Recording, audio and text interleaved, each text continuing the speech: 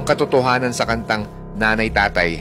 Sa isang liblib na baryo sa Batangas, may isang lumang bahay na matagal nang nakatayo sa gitna ng kakahuyan. Ang bahay na yon ay dating pagmamay-ari ng isang pamilyang hindi kailanman nakita muli matapos ang isang madilim na gabi ng pagkawala. Mula noon, walang gustong lumapit sa bahay, lalo na kapag sumasapit ang 2:00 ng gabi. Isang gabi, napadaan si Miguel, isang binatang matapang ngunit mayabang, sa harap ng bahay. Nakainom siya at hinamon ng kanyang mga kaibigan na pumasok sa loob. Sa halip na matakot, pabirong niyang sinabi, "Wala namang multo.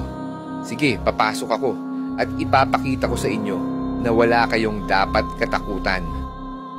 Pagpasok niya, naramdaman agad niya ang kakaibang lamig sa loob ng bahay. Ang bawat hakbang niya ay may kasabay na mahihinang kaluskos sa sahig. Sinilip niya ang isang lumang silid at sa gitna ng dilim may nakita siyang lumang duyan. Doon parang may umuugoy ng dahan-dahan. Biglang may narinig siyang tinig ng isang bata, banayad ngunit nakapangingilabot. "Nanay, tatay, gusto ko tinapay." Napakalamig ng kanyang katawan. Hindi siya makagalaw.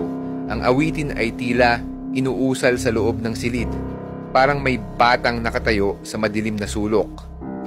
Dahan-dahan siyang lumapit at sa isang iglap, lumitaw ang isang batang madungis, walang mata at may dugo ang bibig.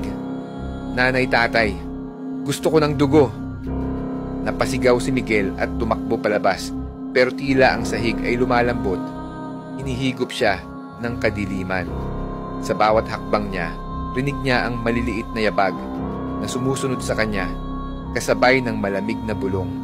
1, 2, 3. Parang may humawak sa kanyang paa. Hinila siya pabalik. Napapikit siya sa takot, nagsisigaw, ngunit nang imulat niya ang kanyang mata, wala na siya sa bahay.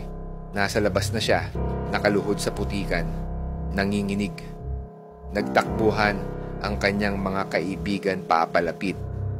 "Miguel, anong nangyari sa'yo?" tanong ng isa. Nang tiningnan nila ang kanyang mukha, nangingitim ang kanyang mga mata at tila hindi na siya ang dating Miguel. Mahina ngunit malinaw ang kanyang boses habang inuulit ang isang awitin. "Nanay, tatay, gusto ko tinapay.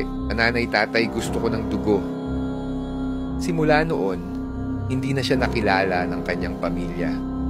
Lagi siyang nakatulala, pabulong na umaawit ng lumang kanta. Hanggang sa isang gabi, nawala na lang siya ng parang bula. At sa bahay na yun, kung makikinig kang mabuti, sa hating gabi, maririnig mo pa rin ang isang munting tinig, malamig at puno ng puot. Umaawit sa dilim,